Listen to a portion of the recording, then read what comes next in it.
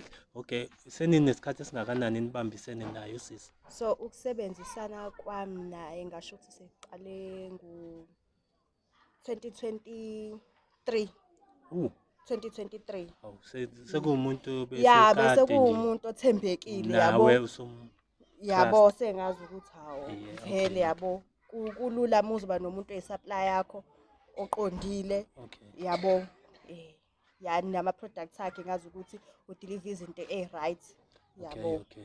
yabo bengakaze ngibe nenkinga. Oh, usebenza naye. Yeah. Okay, hayi usungaqhubeka Yena kahle uyirana. Okay. So since mina ngiyi-regular customer yakhe the more ngithola ama-customer athenga sebabaningi and then I buy in bulk kuyena ngiba nama-discounts engiwatholayo from yena vele siyazi ukuthi ama-supplier nabo asuke nama-discounts awo from ey'tolo. Okay. Yeah, so usisi since engahlali eduze kwami ngimsendela ngelontuzane nge-app ngimsendele nje nge-EFT indaba yama-payments nani until eze-deliver. Okay. So inkinga iqala la ukuthi usisi khona akasadeliver. Kune order from elangoJanuary kube la February. Usuphelile uFebruary ufuna bewenze ngalo i-delivery. Okay. Akasadeliver usisi. Mangimfonela useblockile inamba yami. Mangimfonela ngeyomunye umuntu uyayi-answer angakhulumi. Okay. Because namhlanje ngingazama ukumfonela.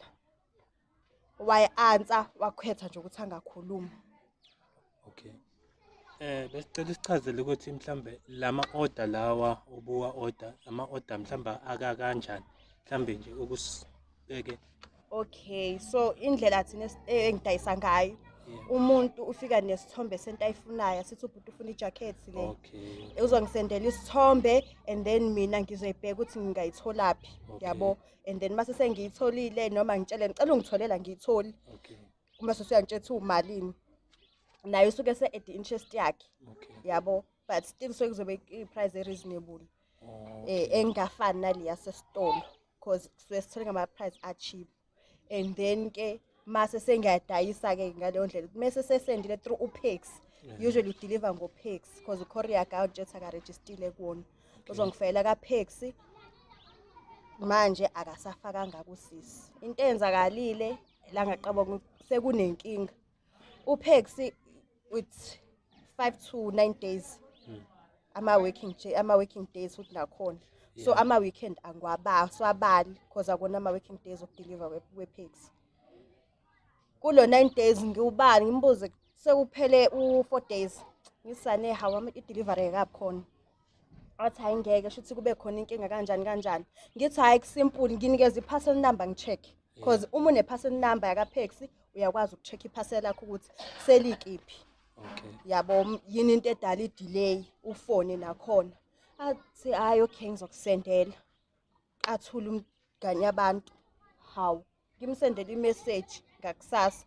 Ngisalinde i-parcel number hawu ngikhohliwe okanje. Ngathi hayi ngathi usuqala ungenza isilimayo akwazi ukuthi ungakhohlwa ngikukhumbuze ngiphinde ngikukhumbuze futhi.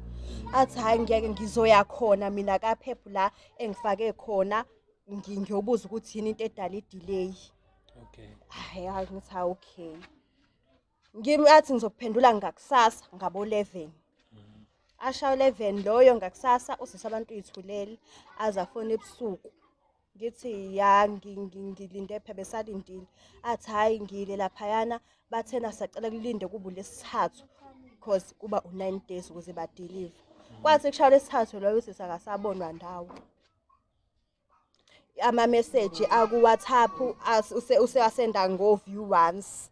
Ama voice note usewasenda ngo view once. Okay.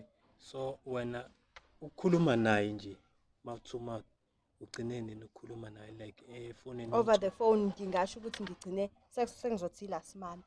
Okay. Sengizothi last month because usengiblockile. Okay. Sengithathile inyathelo zokuthi ngimposte na ku Facebook ngithi kanje. Okay.